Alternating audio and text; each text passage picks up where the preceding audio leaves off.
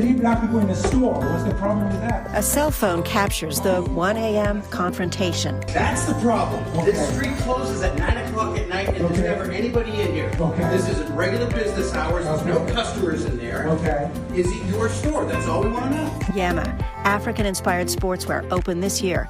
The married owners have lived in Tiburon 10 years. The supervisor didn't help. And you should be grateful that we're being as diligent as we are to look out for the street. That's all we do. Okay, it's my store. Okay. Okay?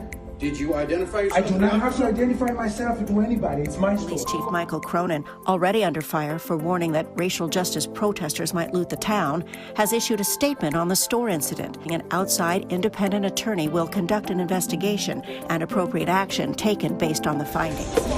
What's that?